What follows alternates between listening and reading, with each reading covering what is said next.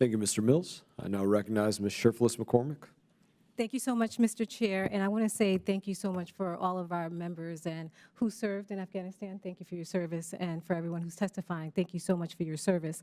I have a few questions for you, but first I wanted to start off that the point of this hearing is for us not to be blame shifting, but really to identify and isolate what are the instances that happen, and so we can look for accountability points. And so with that, I kind of want to stay away from the rhetoric about Trump and who's infatuated with it, but really look into the cumulative effects of the leadership and what led to Afghanistan. So I just want to find some facts here. I want to start off with a question for Dr. Mukhopadhyay. Dr. Mukhopadhyay, we already discussed that at the time of the withdrawal, there were only 2,500, and we saw that Mr. Raggio already admitted that that wasn't a number that could have been sustainable towards winning. But I wanted to hear from you about that. Do you think that we could have sustained that presence in Afghanistan with only 2,500? Thank you for your question, Congresswoman. I think it's important to understand the 2,500 number in context, right? I want to underscore something that General Sadat said, which I think is very powerful. He said, after the Doha Agreement, quote, politically we could never recover, unquote. So I think for me, we have to understand how did we get to 2,500 when we had double, 5-digit number, right? A clarification, I didn't mean to interrupt you, but who signed us into the Doha Agreement? President Trump signed the Doha Agreement. So that was an agreement that was negotiated without the Afghan government at the table. It was an agreement that basically satisfied the minimum American demand and the maximum Taliban demand, and secured a promise of American withdrawal on an established timeline, right? And what that, I think, did was signal, we can talk about the military consequences of having troops on the ground or not, but I think the political consequences are central, and that's why I underscored General Sadat's comment. To signal a drop to zero. I wanted to refocus us back to the number of troops, because Sure. we're going to have more questions, but the sustainability of 2,500 troops, what is it going to be sustainable to stay there and actually assist Afghans? No, I don't think so. And so my next question is for anyone who would like to answer it. Now, it seems like both administrations had the goal to withdraw all the troops. Would we agree to that? Yes. And so with both administrations having that goal, is there a reason that you believe they would both articulate this clear goal at the time? My understanding is that both administrations felt that the longest American war needed to come to an end. I think that the speed with which the Trump administration moved forward and signaled both to the Taliban and the Afghan government that Americans would withdraw no matter what began a cascade of events that at that point, the outcome for the Republic was sealed from that point onward. And could you, this question's for anybody who wants to answer it, could you describe in detail how you believe the Taliban would respond if the U.S. did not pull out? We don't know the answer to that question. We certainly never got an opportunity to find out. To the point of could 2,500 troops have secured or have aided the Afghan security forces?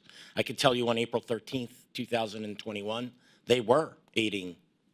So how could you say with substantial certainty that if we had stayed in, we would have actually won and helped that? I certainly can't say with certainty, Congresswoman, but what I can say with certainty is that the withdrawal order directly led to the collapse of the Afghan government and military.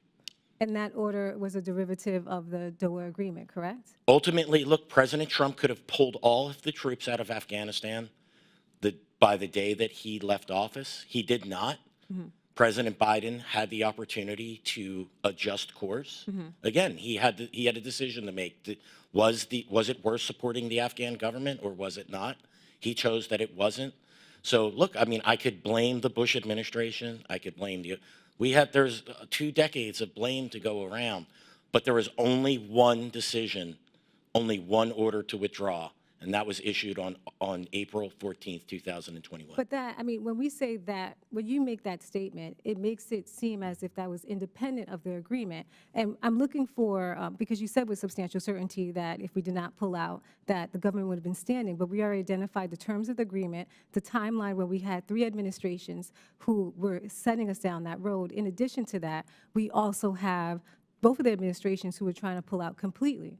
So with us not identifying with a substantial certainty that 2,500 could have won and not being able to understand why did both administrations try to actually pull out or have that goal, I just don't feel comfortable that we have pinpointed what went wrong and how can we in the future make sure that this doesn't happen again.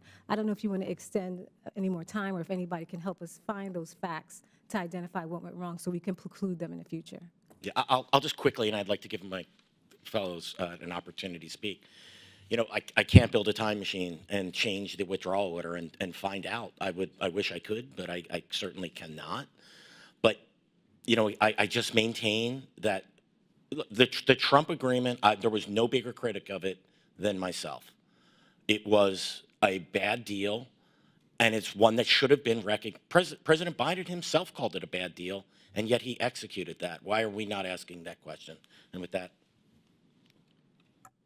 Ma'am, I think there is a point that we all need to understand. Oftentimes, we see the U.S. politicians do not understand the capability of their own military. 2,500 U.S. trigger pullers was more than enough to support this. And ask me this because the nature of the U.S. operation has completely changed. In 2019, when I was commander of JSOC, we partnered with General Chris Donahoe, one of the best warriors that America has. And by the end of the year, we retook 12 districts, destroyed 4 Taliban customs, which was the main income of the Taliban, and we have destroyed 34% of the Taliban combat power with a new room built, which we called it CSAR, Combined Situational Awareness Room. The United States military has a lot of technology, very sophisticated. If you allow them politically to use it, to pull the trigger. And also, please remember, there was the Afghan forces as well. Your troops ended combat operations in 2016. It was the Afghans that were fighting. We were protecting American bases. 2021, Congressman Waltz was in Kandahar, and it was Afghans. And please know that that even though when the Taliban wanted to attack the American troops, there was no way they could pass the Afghan side of it. So it was pointless if they went on a killing spree. Believe me, if they could kill an American infidel, they would. It was just they didn't have the access, but they sold this so expensively on the American side that we're no longer going to attack your troops. The point on President Trump, we also felt that he recoursed his decision, and I was told that he wants to keep Bagram, he wants to keep Kandahar. I don't want to get into this blame game, but what is happening today is as a result of the United States leaving Afghanistan, we lost a country. And believe me, you lost reputation. You have less access in the world today. You have less capabilities on counterterrorism in the world. You have less strategic maneuverability in Southeast Asia, and you have less competitive advantage by not having an allied government inside Afghanistan. Even we would have been able to sustain with 2,500 if we got continuous... So you can say, thank you so much for your giving us this time, but you can say with substantial certainty that 2,500 would have been enough, even though the other 2 don't believe so. Yes, ma'am. It was enough before they came out, so it would have been enough. Thank you so much, and thank you, Mr. Chairman, for the time. You're welcome. And I'll just, I said this once, I'll say it again. I think it's important to define terms, and as Americans, we define terms as win or loss for America. And I define that specifically with a win is the way we execute this, we end up with outcomes that are better than what we anticipated. A loss is we end up with outcomes that are worse than what we anticipated. And what happened with the way the Biden administration did this ended up with outcomes that were immeasurably worse than what was anticipated. And That's how I define win and loss for America.